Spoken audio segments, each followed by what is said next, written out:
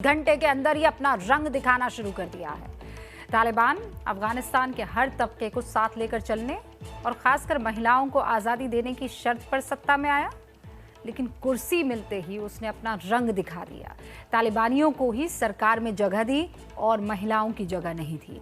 तालिबानियों ने अब अफगानिस्तान को औरतों का कैद खाना बनाना शुरू कर दिया है, जिसके बारे में लगातार हम आपको आगाह कर रहे थे। तालिबानी इस वक्त ताकत के नशे में इस कदर चूर है कि जिन रास्तों से गुजर रहे हैं वहां तबाही और बर्बादी की निशानी छोड़ते चले जा रहे हैं।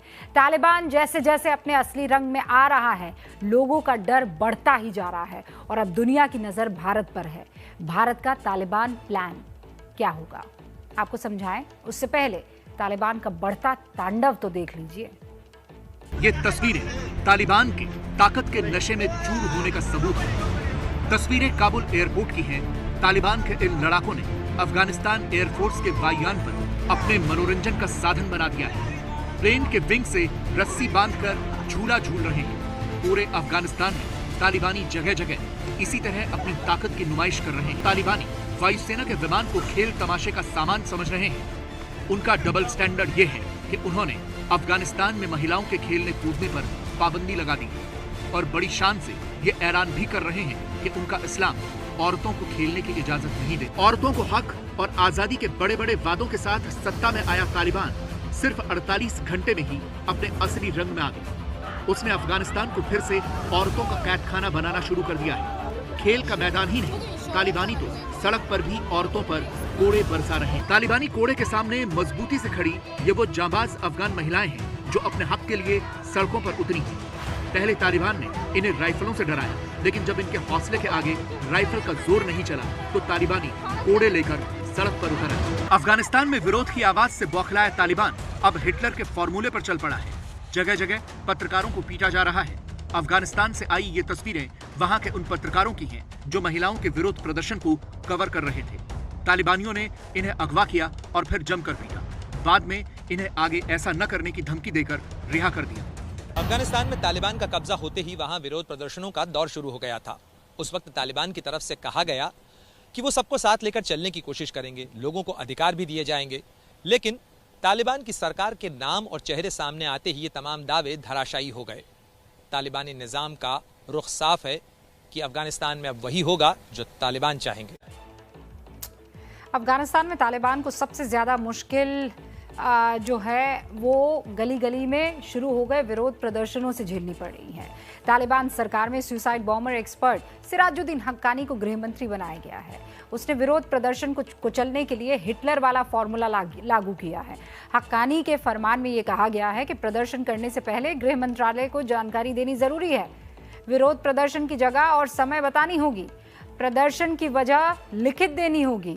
तालिबान के फरमान के मुताबिक प्रदर्शन में लगाए जाने वाले नारों की लिस्ट भी देनी होगी।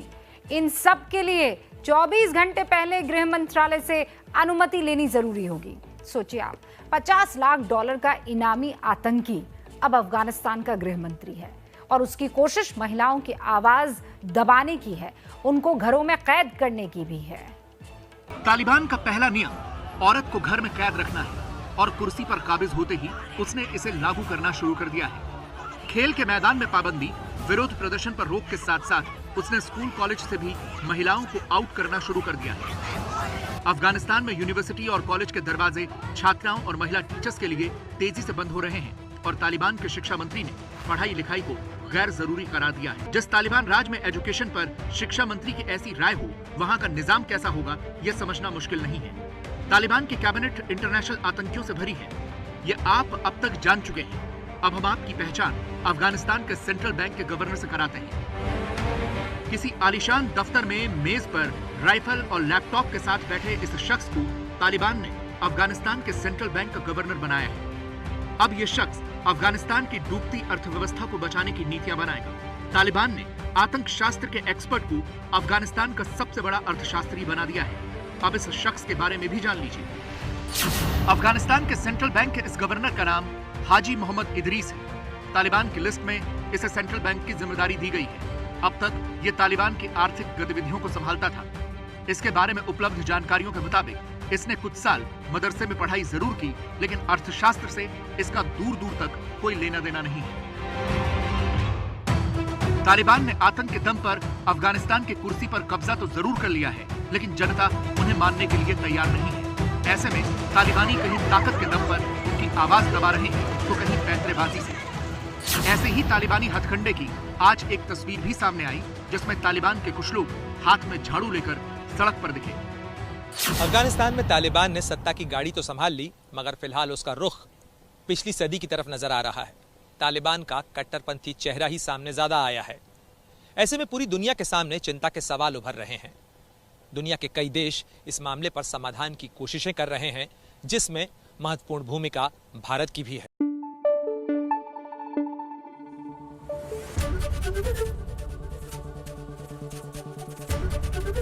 एबीपी न्यूज आपको रखे आगे।